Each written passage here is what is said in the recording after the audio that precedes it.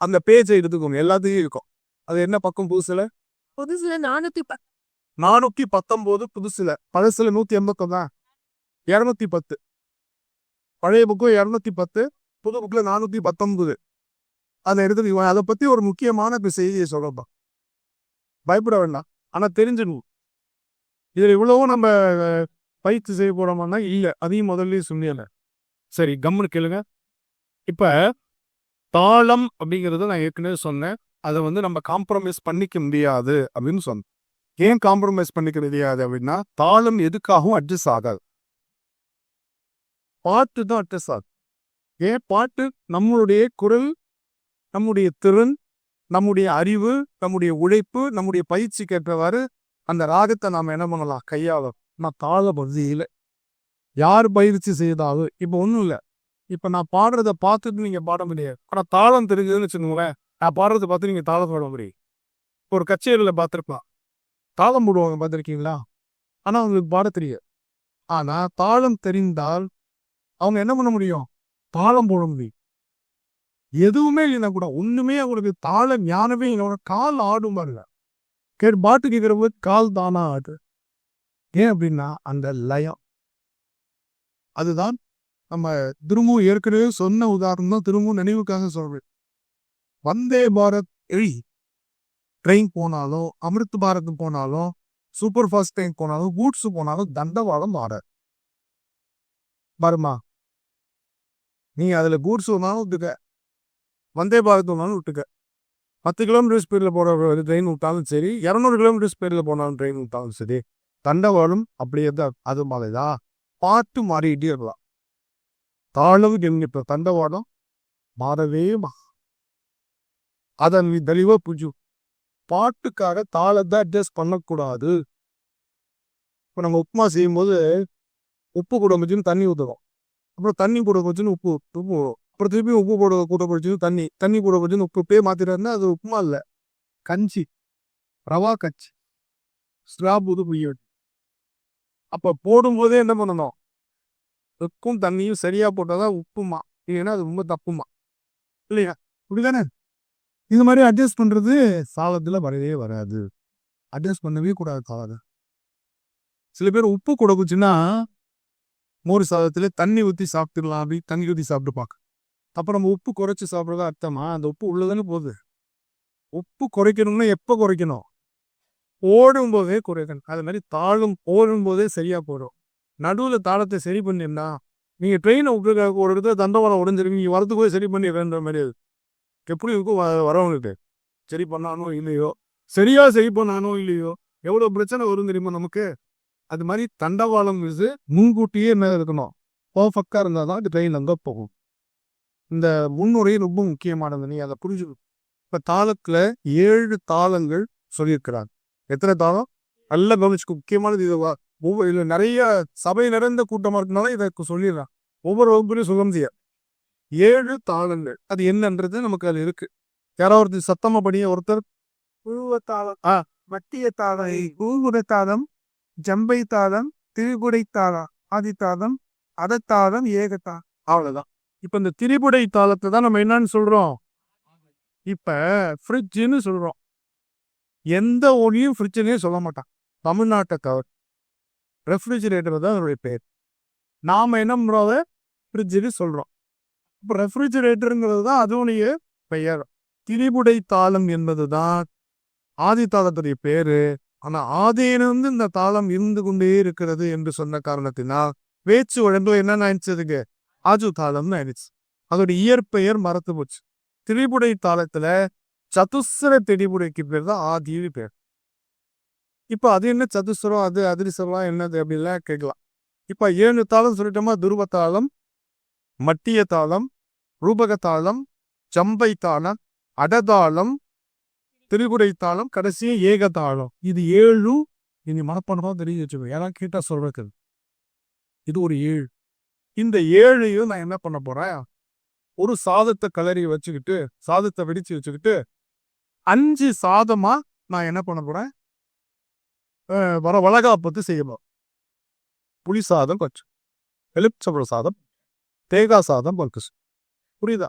மிளகு சாதம் கொஞ்சம், தயிர் சாதம். சாதம் என்னது? ஒண்ணு. எத்தனையா வெளிப்படுத்துற? அந்த 5 தாங்க நடை. அதுக்கு பேர் என்னது? நடை அப்படின்னு பேர். இப்ப ஒரு தாளம் நமக்கு இந்த துருவ தாளம் வட்டிய தாளம் விட்டுருங்க. நமக்கு தெரிஞ்சது ரூபக தாளம். ரூபக தாளம் எல்லாரும் தெரியுமா? ரூபக தாளம் பாருங்க. 1 2 3 2 வாட்டி தட்டி ஒரு வாட்டி திருப்பினா அது ஒரு ரூபக தாளம்னு பேர். பாதி தாளத்து கூட போகலாம். சின்ன தாளத்திலே நான் சொல்லி கொடுக்குறேன். துருவ தாளம் மட்டிய தாளம் விட்டுங்க. ரூபக தாளம் இருக்கா? அந்த ரூபக தாளத்துல நாம 5 வகை செய்யப்போம். சரியா? அதுல புளி சாதம் மாதிரி தக்கிட்ட, எலுமிச்சம்பழ சாதம் மாதிரி தக்கதிமி, தேங்காய் சாதம் மாதிரி தக்கிட்ட. அடுத்தது நான் சொன்ன மாதிரி மிளகு சாதம் மாதிரி தக்கிட்ட தக்கதிமி. அருமை, சூப்பர். ரொப்பலி கைத கரெக்டா அடுத்து சொல்லு. அடுத்து தயிர் சாதம் மாதிரி தக்கதிமி தக்கி. இப்போ முடிஞ்சிருச்சா? 5 எப்படின்னு பாருங்க. இப்ப ரூபகத்தாவ நான் என்ன சொன்னேன்? 1 2 3. இதுல என்ன இந்த நடைனா என்னன்னு நிறைய பேருக்கு புரியாது. இப்ப புதுசா வந்திருக்கிறவங்களுக்கு நடைனா நாம நடக்கிற நடை தானே, இதுல என்ன வித்தியாசம் இருக்கு அப்படின்ற மாதிரி நினைச்சிருப்பாங்க. நடைங்கிறது தி வே ஆஃப் பிரசன்டேஷன். நீ எப்படி அதை பிரசன்ட் பண்ற அதுதான் நான் சொன்னேன். சோறு ஒண்ணுதான், நம்ம எப்படி பிரசன்ட் பண்றோம்? புளி சாதமா பிரசன்ட் பண்றோம், எலுமிச்சம்பழ சாதமா பிரசன்ட் பண்ணோம். அது மாதிரி இந்த ரூபகம்ன்ற தாளத்தை ஒரு தட்டுக்கும் அடுத்த தட்டுக்கும் அடுத்த திருப்புக்கும் இடைவெளியும் இருக்குல்ல, அந்த இடைவெளியை பாருங்க, அதுக்குத்தான் நடை இருக்கு. இப்போ ஒரு தட்டு தட்டிட்டு கீழே இறங்கி போய் டீ சாப்பிட்டு வந்து அடுத்த தட்டு தரலாமா? இல்ல இல்ல திருப்புறதா? இப்ப அதுக்கு ஒரு ஒழுங்கு இருக்குல்ல, எவ்வளவு கேப் கொடுக்கணும். தக்கிட்டேன்னு கேப் கொடுத்தா திஸ்ர ரூபகம் தான் இருக்கு. எல்லாம் மனுஷப்பாங்க. ஒரு தலைப்பு தான் இப்ப சொல்லிட்டா. அந்த கேப் தக்கிட்ட தக்கிட்ட தக்கிட்டேன்னு போச்சுன்னா அது பேர் என்ன ரூபகம்? திஸ்ர ரூபகம்ங்கிறது தாளம். 3 அமர்த்தணும்னா அதுக்கு திஸ்ர ரூபகம். சரியா? இங்க பாருங்க, இப்ப திஸ்ர ரூபகம் நான் கூட்டுக்காடுறேன். நீங்க அதுல பார்க்கணும். ஒரு தாளம் தானே சொல்லித்தரேன். ஓகே கவனி. இப்ப பாரு. கீட்ட தக்கிட்ட தக்கிட்ட கீட்ட கீட்ட தக்கிட்டு. இப்ப ரூபக தாளம் தான் போட்டேன். ஆனா என்ன கேப்? தக்கி. இதற்கு பேர் என்னது? திஸ்ர ரூபம். அதுவே அந்த கேப்ப தக்க திம்மி தக்க திம்மி தக்க திம்மி தக்க திம்மின்னு போட்டா அது என்ன ரூபகம்? சதுஸ்ர ரூபகம். 4 நாளா போட்டா அதுக்கு பேர் என்ன? சதுஸ்ர ரூபகம். தக்க திம்மி தக்க திம்மி தக்க திம்மி தக்க திம்மி தக்க திம்மி தக்க தி. இப்ப இந்த கேப் என்னன்னு இருக்கு? தக்க திம்மி தக்க திம்மி தக்க திம்மின்னு போனா இதுக்கு என்ன ரூபகம்? சதுஸ்ர ரூபகம். சதுரம்னு 4. ஆனா தானே அதே ரூபகம் தான். அதே 2 தட்டு ஒரு மிச்சம் தர போட்டுட்டு இருக்கேன். கேப் மட்டும் என்னது? வித்தியாசமா போயிட்டு. அடுத்தது பாருங்க, கண்ட ரூபகம். கண்டம்னா என்னது? தக்க தக்கிட்ட பாருங்க. தக்க தக்கிட்ட தக்க தக்கிட்ட தக்க தக்கிட்ட தக்க தக்கிட்ட தக்க தக்கிட்ட தக்க தக்கிட்ட. இப்படி போச்சுன்னா அது என்ன ரூபகம்? கண்ட ரூபகம். கண்டம்னா 5 5 அந்த கேப் புரிஞ்சுட்டே வா. அடுத்தது தக்கிட்ட தக்க தீமி தக்கிட்ட தக்க தீமி தக்கிட்ட தக்க தீமி. இப்படி போச்சுன்னா மிஸ்ர ரூபகம். அதே ரூபகம் தான் 7 கேப் கொடுக்க. அதுக்கு என்ன ரூபகம்னு பேரு? மிஸ்ர ரூபகம். இப்ப அடுத்தது இது தேவாரத்துல இல்ல, இருந்தாலும் தெரிஞ்சுக்கோ. தக்க தீமி தக்க தக்கிட்ட தக்க தீமி தக்க தக்கிட்ட தக்க தீமி தக்க தக்கிட்ட. இது 9 போச்சுன்னா சங்கீர்ண ரூபகம். அப்ப ரூபகத்துக்கு மட்டும் எத்தனை வகை இருக்கு? 5 வகை இருக்கு. புரிஞ்சுக்கிட்டீங்களா? திஸ்ரம்னு ஒரு வகை. அதுதான் இப்ப இந்த தாளம் புரியுதா உங்களுக்கு? திஸ்ரத்துக்கு நேரா பார்த்துட்டு வந்தீங்கன்னா புரியுங்க.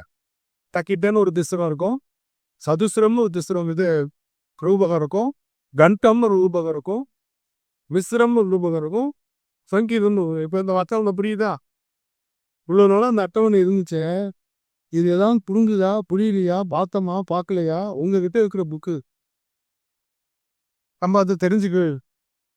இந்த பெருமை யாருக்கு வரும்? நம்மளை தவிர. நம்ம கிட்ட இருக்கிற ஒரு பொருளை அது எப்படின்னா நம்ம எப்படி தெரியுமா பழக்கப்பட்டிருக்கிறோம்? இப்ப நான் உன்னை ஒரு போட்டி வைக்கிறேன். போட்டியாவே விட்டேன். உங்க வீட்டு பரன் இருக்கா? வீட்டுல எல்லாருடைய பரன் இல்ல ஸ்டோர் ரூம், அதுல என்னென்ன இருக்குன்னு கரெக்டா யாராலும் சொல்லுங்க. ஒருத்தர் கூட கப்ப பண்ணுவாங்க. உண்மையா சொல்லணும். நான் போய் தேடி பார்த்தா வேற ஒண்ணு இருந்துச்சு. ஏன்னா எல்லாத்தையும் தூக்கி போட்டு வச்சுருவோம். அது என்ன இருக்குன்னு யாருக்குமே தெரியும். புரியுதா? அப்ப நல்ல தேவைப்படுறீங்க. தேவையில்லாத பொருளை போட்டுக்கணும் அப்படின்னு நான் நினைக்கிறோம். நீங்களே அந்த வீட்டுக்கு அப்ப தேவையில்லைதான். ஒரு புத்தகம் நம்மிடம் இருக்கிறது என்று சொன்னால் அந்த புத்தகத்தை பற்றி நமக்கு முழுமையான நாலேஜ் இல்லை அப்படின்னா இந்த புத்தகம் உனக்கு தேவையில்லை. உங்க வீட்டுல ஒரு பொருள் உனக்கு பயன்படாமல் இருக்கிறது என்றால் அது உனக்கு தேவையில்லைன்னு அர்த்தம். அதை கிளியர் பண்ணுங்க. தேவைதான் அதை நீ பயன்படுத்திப்ப.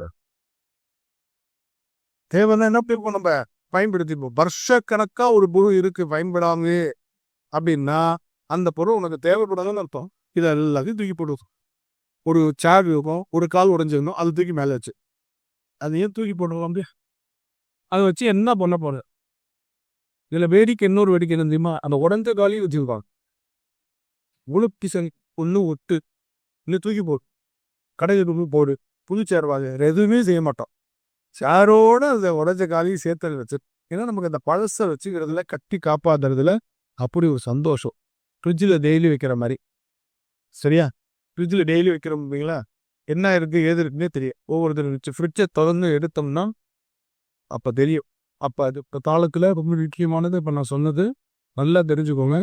இப்போ இது போல ஒரு தாளத்துக்கு 5 வகை. இப்போ 7 தாளத்துக்கு எத்தனை வரும்? 35 இருக்காதுல்ல, அவ்வளோதான். சரி, இந்த 35 நம்ம தெரிஞ்சுக்க போறோமா அப்படின்னா இல்லை. நமக்கு தேவையானது 3 தாளம் தான். அப்பாடா, இப்போதான் சார் வயிற்றுல பாலை பார்த்துங்க. 35 கற்றுக்கிட்டேன்னா எனக்கு இந்த ஆயுசு பக்காது. எப்போ கற்றுக்கிட்டேன்னா எப்போ பாடுறது? நான் பாட்டுக்கு கோவிலில் 7ஆம் கோயில ஏகாந்தமாக பாடிட்டு என்ன பிச்சை வந்து திருமுறை பண்ணி செய்வோம்னு உட்கார வச்சு 35 தாளம் நான் என்னைக்கு கற்று முடிகிறது? திருமுறையில் இது 35 தாளம் கர்நாடக இசையில சொல்லி தரத்துக்கு மட்டும்தான். பாடுறதுக்கு 3 தாளம் தான் வச்சுப்பான். பெரும்பாலும் ஆதி தாளத்தில் பாடுவார். சில ரூபகத்தாளம், மிகச்சில மிஸ்ரத்தில் தக்கிட்ட தகத், அவ்வளோ திசிற திருப்புடைன்ற மிஸ்ரத்தில் அவ்வளோதான். பெரும்பாலும் தேவாரம் தெரியுமா? தேவாரத்தில் நமக்கு அதே மாதிரி 5 விதமான வெளிப்பாடுல தேவாரத்துல 4 விதமான வெளிப்பாடு தான் இருக்கு. சங்கீரணம் இல்லை. சங்கீரணம் தேவாரத்துல இல்லை. அப்போ 1 கட்டாயிடுச்சா? 4 தக்கிட்டரு போட்டிருக்கனா? தக்கதிமி போட்டிருக்கோமா? அங்கமும் வேதம் தக்கதிமின்னு போட்டிருக்கோமா? இப்போ தக்கிட்டன்னு என்னன்னு புரியுதா? தக்கதிமில என்னன்னு புரியுதா? இப்போ தோருடையசுக்கு தக்கிட்டன்னு போட்டிருக்கேன். அப்போ கந்த நடையில என்னன்னு புரியுது. தக்கிட்ட தக்கதிமி வரும்போது உங்களுக்கு தெரியும். அந்த தக்கிட்ட தக்கதிமி நம்ம ஒரு பாட்டு கற்றுக் கொடுக்க என்ன பட்டது? மற்றுப்பட்டனர் ஞாபகம் இருக்கா? அப்ப நமக்கு 4மே தெரியும். மற்றுப்பட்டனுக்கு சொல்லிக் கொடுத்தோமா? திருவாரூர் வேள்வி பதியத்துல வந்துச்சா? அது என்ன வந்துச்சு? தக்கிட்ட தக்கதிமின்னு. அப்ப இந்த 4 நடைகள் நமக்கு தெரிஞ்சா 3 தாளம் தெரிஞ்சா போறோம். 4 நடை 3 தாளம். அப்ப நான் 3 எவ்வளவு? 12 தான் நமக்கு தேவைப்படும். 35ல் எத்தனை? 7 அவ்வளவுதான். இதுல இன்னும் கொஞ்சம் சுருக்கிடலாம். இன்னும் சுருக்கிடலாம். பாராயண முறையில 50% தேவாரம் 50% தேவாரம் தக்கிட்டதான். பாராயண முறை 50% எவ்வளவு? தக்கிட்டுன்னு தான் வரும். மீதி 30% தக்கதிமின்னு வரும். 10% கண்ட நடை, 10% மிஸ்ர நடை. அவ்வளவுதான். இன்னும் சுருக்கிடுச்சா? இப்ப அடுத்தது பன்முறையில 50% தக்கதிமி. வன்முறை வந்தீங்கன்னா என்ன வரும்? 50% தக்கதிமி தான். சில தக்கிட்ட, சில கண்டநிலை, சில விசிரம். அவ்வளவுதான். அவ்வளோ மேக்சிமம் இவ்வளோதான். அப்ப நமக்கு ஒரு தாளம் தெரிஞ்சா உருப்படியா 50% தேவாரத்தை பாடித்தலாம். ஒரே ஒரு தாளம். இதே 35ல் 1, 35ல் 1 இவ்வளவு பெரிய விஷயம் தான். ஆனா இந்த 1 நம்ம ஒழுங்கா கத்துக்கிறது தான் நான் இவ்வளவு தூரம் போராடிட்டேன். இந்த தாளத்தை பத்தி புரிஞ்சிருச்சா? இது வீட்டுல போய் ஒரு வாட்டி இந்த அட்டவணையை பார்த்துக்கோங்க. எத்தனை தாளம் இருக்கு, எத்தனை நடை இருக்கு. சரி, இப்ப அடுத்தது முக்கியமான தாளத்துல கவனிங்க. இந்த வகுப்பு ரொம்ப முக்கியம். அதுக்கப்புறம் நம்ம இதை பத்தி பேச போறது டைரக்டா பாட்டுக்கு போவோம். அடுத்தது இந்த தாளத்துல 3 விதமான தொடக்கம் இருக்கு. இது பப்பா தாளத்தை போடும் பொழுது எல்லா தாளமும் தாப்னு சொல்லலாம். முடிதுன்னு சொல்லணும். தான் தொடும். இப்ப பக்க தீமி தக்க தீபி தக்க இப்படி தொடங்கும். இது எல்லா தாளத்துக்கும் அமையும். இப்ப இதோட சேர்த்து பாட்டை வந்து நம்ம என்ன பண்ண போறோம், இணைக்க போறோம். அப்ப இணைக்கும் பொழுது இந்த பாட்டு இருக்கு பார்த்தீங்களா, அது இந்த தாளத்தோட வரும் பொழுது 3 விதமாக பாட்டு தொடங்கும். ஒன்று, பாட்டும் தாளமும் சமமா தொடங்குறது. பாட்டு தாளமும் சமமா தொடங்குறது, அதன் பேரு சம எடுப்பு. 6 மணி திருமுறை வகுப்புக்கு சரியா 6 மணிக்கு வரவங்க கூட போட, அதுக்கு பேர் வந்து சமழம். இப்ப அடுத்தது, தாளம் முன்னாடி வந்து பாட்டு பின்னாடி வரும். தாளத்தை ஒரு தட்டு போட்டு எடுக்கிறதுன்னு சொல்லுவாங்க. தாளம் முன்னாடி வரும், பாட்டு பின்னாடி வரும். அதற்கு அதீத எடுப்பு அப்படின்னு பேர். புரியுதா? அதீத எடுப்பு. 6 மணி வகுப்புக்கு 5:45 5:50 வந்து உட்கார்ந்துருக்கிறோம். அடுத்தது, தாளம் முன்னாடி வராம பாட்டு முன்னாடி வந்து தாளம் பின்னாடி வரும். அதுக்கு பேரு அநாகத எடுப்பு. வகுப்பு ஆரம்பிச்சதுக்கு அப்புறம் 6:15 8:15 வந்துகிட்டே இருக்கு. இவங்கெல்லாம் என்னது? அநாகதி. 6:15 8:15 வரையும் வந்து. சரியா? இப்ப புரிஞ்சிச்சா தெளிவா? சம எடுப்புனா என்ன? பாட்டு தாளமும் ஒன்னா தோடுடைய வருதா, சமமா ஒன்னா ஆரம்பிச்சு முறை. தோடுடைய செபியம் இப்படி பாருங்க.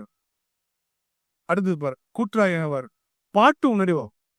கூட்டா கூட்டா எங்க வருது? தாளம். சாதான் தாளம் வருது. பாட்டு என்ன பண்ணுது? முந்திக்கிட்டு வரும். கூட்டா கீதபால் இல்ல கொடுமை. அப்ப கொடு வந்துட்டு மயில தாளம் வந்து விழுது. நம்ம அது போடும்போது நான் சொல்லல உங்களுக்கு, ஏன்னா அது அடிப்படையா சில விஷயங்களை சொல்லிட்டு தான் உங்களுக்கு புரியுங்கிறதுக்காக இப்ப சொல்றாங்க. பாட்டு தாளம் ஒன்னா ஆரம்பிக்கல, கூட்டுறாயினம் வரல. என்ன பண்ணுது? பாட்டு முந்தி முன்னாடி வருது. அநாகத எடுப்புன்னு பேருதுங்க. நான் சொன்னேன் அநாகத எடுப்பு. அநாகத எடுப்புனா என்னது? தாளம் பின்னாடி வருது, பாட்டு முந்தி வரும். கூட்டா கூட்டா அப்படி வரும். கூ இப்சு முன்னாடி வந்து நாளத்தை தாளம் ஆரம்பிக்குது. இப்ப நீங்க தாளம் போட்டு பாரு. கூட்பாகினவாரி பித கி குழி தலை செய்த ஆனகி. தெரியுதா? ஒவ்வொரு சொல்லும் முன்னாடி வந்துகிட்டே இருக்கும் பாரு. கொடுமை எல்லா சொல்லும் பாரு. அது ஏற்றா ஏற்றா நம்ம சமமா எடுக்கிற மாதிரி நமக்கு தோணும். இல்ல, தட்டு என்ன விழுது? நான் தானு விழுறது தான் தட்டு, தானு தொடங்குறது தான் தொடக்கம். அது எங்க விழுது? ஏத்தா. நீங்க இதை சமமா எடுத்து பாரு, கூற்றா வராது, தட்டு கருமா. நம்ம இயல்பாவே அட்ஜஸ்ட் பண்ணி நம்ம பாடிட்டு இருக்கிறோம். ஆனா இப்ப புரிஞ்சுக்கிட்டு பா, இதற்கு பேரு அநாக அதீதம். இப்ப அங்கமும் வேதமும் நான் என்ன பண்ணேன்? ஒரு தட்டி போட்டுட்டு பாட்டு எங்க ஆரம்பிச்சேன்? நெஞ்சு ஆறு. இதுக்கு பேர் அது, இதுக்கு பேர் என்னது? அதீத எடுப்பு. இப்ப ஒரு தட்டு போடுவேன். இப்ப உண்ணாமலே ஒரு சொல்லி கொடுத்தல, சம எடுப்புக்கு சொல்லி கொடுத்தேன், ஏன்னா உங்களுக்கு அது புரியணுங்கிறதுக்காக. ஆனால் இது அரை இடம் தள்ளி, ஒரு இடங்கிறது ஒரு கட்டு ஃபுல்லா, அரை இடங்கிறது கத்தி கை எடுக்கும் முழு தொடங்கும் பாட்டை. இது எதிராக ரொம்ப இருக்கு. உண்ணாமலையார தரிசனம் பண்றதை விட ரொம்ப கஷ்டமா இருக்கு. எதுக்கு எவ்வளவு நுணுக்கம் இருக்குன்னு சொல்றேன். இதெல்லாம் நீங்க இப்ப நம்ம உண்டா உள்ளை உம்மையா பரப்பி பாடுறோம். இது நான் உங்களுக்கு சொல்லி கொடுத்தது இப்படிதான். ஆனால் இதுல சம எடுப்புல சொல்லி தெரியுது. இது சம எடுப்பு இல்ல. தள்ளி எடுக்கும். எவ்வளவு தள்ளி இருக்கணும்? 1 தள்ளி இருக்கிறது இது. அங்கமும் 2வது இடத்துல ஆரம்பிக்கும். இது 2வது. ஆனா 1 தள்ளி எடுக்கிறது தட்டும் போது தக்க, எடுக்கும் போது திமி. தக்கன்னு தட்டி திமியில் எதுக்கணும். என்னன்னு புரிஞ்சல? தக்கன்னு தட்டிட்டு திமியில எழுதும். இப்போ அதெல்லாம் வேண்டாம். தட்டிட்டு கையை தூக்குறோம்ல, அப்ப பாட்டு எழுதணும் கரெக்டா ஒவ்வொரு வரியிலையும். எப்படின்னு இது கஷ்டம். அதனால இப்ப நீங்க ட்ரை பண்ண வேண்டாம். நான் நல்லா பயிற்சி வரட்டும். அது வரும். உம்மையாளோடும் உடனாகிய ஒரு புரிஞ்சுதா? புரியுதா நான் எப்படி எடுக்கிறேன்னு? புரியுதா? இது ரொம்ப நுணுக்கம், கவனிச்சாதான் புரியும். சமமா எடுக்கிற மாதிரியே தோணும். நான் என்ன பண்றேன்? இந்த டைமிங் எவ்வளவு நுணுக்கமா நீங்க பயிற்சி பண்ணணும் புரிஞ்சுதுங்க. உன்னால உன்னா தட்டி கையை வெளியில இருக்கும்போது உன்னால ஆரம்பிக்கும். இது ஒரு வரிக்கு இல்ல. ஒரு வரிக்கு நம்ம என்ன பண்றோம், சரியா அப்படியே கான்சனண்டா பிரமாதமா அப்படியே ஒன்றி இருந்த நினைமின்கள் இந்த பக்கம் ஊன பிள்ளைங்கிற மாதிரி அப்படியே வரி வந்து 2வது வரி ஊனாக இருந்து எங்க தொடர்ந்து வந்து எங்க முச்சுன்னு தெரியல, நம்ம பாட்டு அக்காமலைக்கு போயிடும். பட் ஒவ்வொரு வரியிலும் இங்க வரும். உந்தா மூலை குமையா தோத்தும் உடனாகிய ஒரு பெண்ணாகிய பெருகொலை பெருமா கட்டி திகழ மல்லாத்த அருபிக்கு திறன் மழை மூலவு அதிம் அண்ணாமலை தொழும் பள்ளம் அதினே அதினே அதுவே தட்டி இது வந்து என்னன்னா நுணுக்கம். அப்ப அரை இடம் தள்ளி எடுக்கிறது, ஒரு இடம் தள்ளி எடுக்கிறது, இன்னும் 1.5 இடம் தள்ளி சொல்லிடுறேன். எல்லாத்தையும் இருக்கிறது சொல்லி சூப்பர் மார்க்கெட் திறந்தாச்சு. உனக்கு வேணுண்டு நமக்கு என்ன முடியுமோ அதை நம்ம வாங்கிக்கும். நமக்கு இப்போ சூப்பர் மார்க்கெட் திறந்துட்டாங்கன்ட்டு ஆன்னு எல்லாத்தையும் போய் வாங்க முடியாது. நம்ம சூப்பர் மார்க்கெட்டுங்கிறது தான் இப்போ நான் சொல்றது. சூப்பர் மார்க்கெட்டுக்குள்ள நீங்க போயிட்டீங்க, மாலுக்குள்ள போயிட்டீங்க, எல்லாத்தையும் வாங்க முடியுமா? நமக்கு என்ன வாங்க முடியுமோ அதான வாங்க முடியும். நம்ம பக்குவத்துக்கு ஏற்ற மாதிரி இப்போ நமக்கு என்ன தேவை, அடுத்த சூப்பர் மார்க்கெட்ல போய் நம்ம என்ன தேவை, அதுக்கடுத்து என்ன தேவைங்கிற பக்குவத்துக்கு ஏற்றவாறு நம்ம எல்லாத்தையும் வாங்குவோம். ஒரு அரை இடம் சொல்லிட்டேன், ஒரு இடம் சொல்லிட்டேன், இப்போ 1.5 இடம். எப்படி 1 இது 1 இது இருக்குல்ல, இது 2 இதுக்கு இடையில அரை இருக்கு. 2வது தொடங்கி எடுக்கும்போது பாடியும் பாருங்க 1 2 என்றது தான் 1.5 இடம். இவ்வளவு கஷ்டமா பாருங்க. இதெல்லாம் பயிற்சி பண்ணிருக்கலாம் பாருங்க. இப்ப கவனிங்க. நாயகன் வேதிய நாயகன் வேத நாயகன் வேதிய நாயகன் மாதிங் நாயகன் மாதவர் நாயகன் ஆதி நாயகன் ஆதிவை நாயோ உன்னிய மூட்டியே முடிவு. அந்த 1.5 இடம் தள்ளி வைக்க முடியும். இது எல்லாம் தாள வேறுபாடுகளில் திறமையை காட்டணும். அடிப்படைய தாளும் சமதாளத்தில் எடுத்து பாட இப்ப நம்ம முதல் பேச்சு. அதுக்கப்புறம் ஒரு தாளத்தில் தள்ளி, அதுக்கப்புறம் இந்த ஃப்ராக்ஷன்லாம் அரை தாளம் 1.5 தாளங்கிறத ஃப்ராக்ஷன், அது அப்புறம் பார்த்து. இப்போதைக்கு நம்ம என்ன கண்டுக்கிறோம், சமதாளம். இப்ப நம்ம ஆதியை என்ன பண்றோம், 2 4 போடுறோம். 1 2 3. அந்த 4வது எண்ணாம என்ன பண்ணிக்கிறோம், ஒரு சின்ன பிரேக் கொடுத்துடும். ஏன்னா இப்படியே போட்டுட்டு 8 எப்படி கண்டுபிடிக்குது, கிட்ட கண்டுபிடிக்க முடியாது. அதனால 3 3 போட்டு ஒரு பிரேக் பண்ணிக்கிட்டோம்னா 3 பிரேக் வந்து 4ன்னு வச்சுடுவோம். இப்ப பாரு, கூட்டாய் தினம் பாரு பிள்ளை கல்கி கொட்டுவி கால செய்தன தானியே வந்துருச்சா. பிரேக் பண்ணும்போது அது 4 தான் வருது. அந்த போது இதன் பேர் ஏகத்தாளம். ஒரு தாளம் பார்த்தோமா ஏகத்தாளம்னு, ஏகத்தாளமாவே ஆதியை போடும். ஆனா இது என்ன தாளம், ஆதி தாளம். பாருங்க ஆதி தாளம் எப்படி வருது பாருங்க. தக்கதிபி தக்கதிமி தக்கதிமி தக்கதிமி தக்கதிமி தக்கதிபி தக்கதிமி தா. என்ன தாளம் இது, ஆதி தாளத்தா.